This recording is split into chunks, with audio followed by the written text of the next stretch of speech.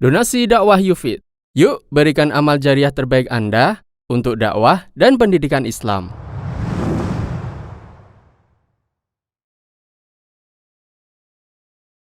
Makan sesudah wudhu.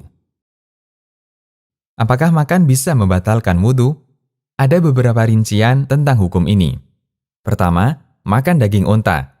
Ada hadis yang menegaskan bahwa orang yang makan daging onta disyariatkan untuk berwudhu. Di antaranya hadis dari Jabir bin Samurah radhiyallahu anhu bahwa ada seseorang bertanya kepada Nabi Shallallahu alaihi wasallam, "Apakah saya harus berwudhu karena makan daging kambing?" Jawab Nabi Shallallahu alaihi wasallam, "Kalau kamu mau, boleh wudhu. Boleh juga tidak wudhu." Kemudian dia bertanya lagi, "Apakah saya harus berwudhu karena makan daging onta?" Jawab Nabi Shallallahu alaihi wasallam, "Ya, berwudhulah karena makan daging onta."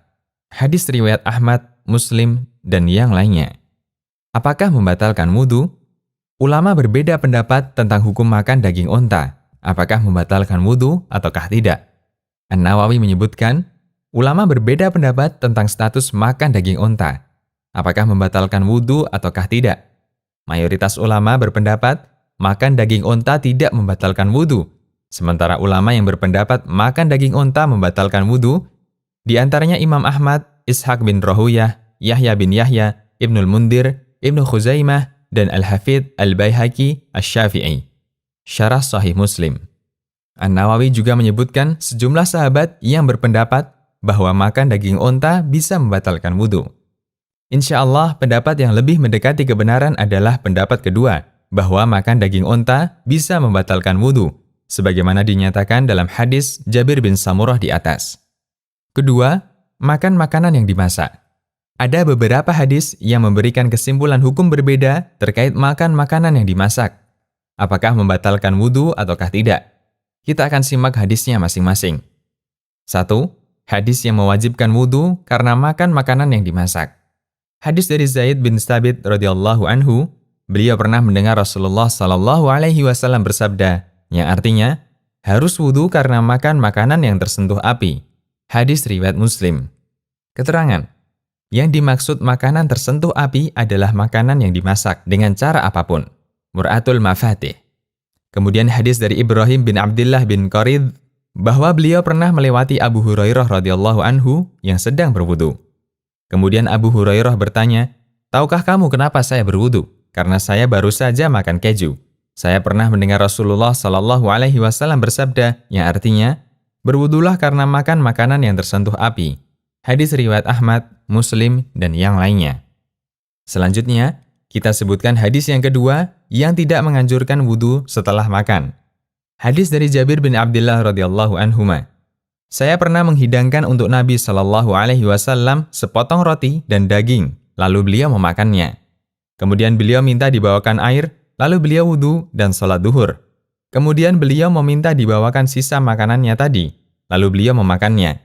Kemudian beliau sholat sunnah tanpa berwudu. Hadis riwayat Abu Dawud dan disahihkan Al-Albani. Kemudian hadis dari Amr bin Umayyah radhiyallahu anhu. Beliau melihat Rasulullah sallallahu alaihi wasallam memotong daging kambing dengan pisau untuk dimakan. Kemudian datang waktu sholat, lalu beliau letakkan pisau itu, kemudian sholat tanpa berwudu. Hadis riwayat Bukhari dan Muslim. Kemudian keterangan dari Jabir bin Abdullah radhiyallahu anhuma. Aturan terakhir dari Rasulullah sallallahu alaihi wasallam tidak berwudu karena makan makanan yang dimasak. Hadis riwayat Abu Daud, Nasa'i, Ibnu Hibban, dan disahihkan Syu'aib Al-Arnaud. Apakah membatalkan wudu? Ulama berbeda pendapat dalam memahami dua hadis di atas. Sebagian mengkompromikan kedua hadis itu, dan mereka berpendapat bahwa hadis yang memerintahkan untuk berwudu karena makan makanan yang dimasak dipahami sebagai perintah anjuran. Sehingga makan makanan yang dimasak tidak membatalkan wudhu, namun dianjurkan untuk wudhu. Fikih sunnah. Ada juga yang memahami bahwa hadis Jabir menjadi nasikh atau menghapus hukum hadis yang memerintahkan wudhu karena makan makanan yang dimasak. At-Tirmidzi dalam sunannya setelah menyebutkan hadis Jabir, beliau mengatakan, inilah yang diamalkan oleh mayoritas ulama di kalangan para sahabat Nabi Shallallahu alaihi wasallam, tabi'in, dan generasi setelahnya.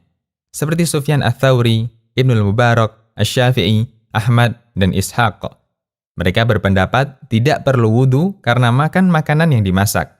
Itulah hukum terakhir dari Rasulullah Shallallahu Alaihi Wasallam. Seolah ini adalah hadis yang menghapus hukum untuk hadis pertama, yaitu hadis perintah wudhu karena makan makanan yang dimasak. Jami' At-Tirmidzi. Insya Allah, pendapat kedua inilah yang lebih mendekati kebenaran. Ketiga, selain jenis makanan di atas, selain onta dan makan makanan yang dimasak, seperti buah-buahan atau makanan yang dimakan tanpa dimasak, tidak ada kewajiban berwudu. Karena hukum asal bukan pembatal wudu, kecuali ada dalil bahwa itu membatalkan wudu. Demikian, Allahu a'lam.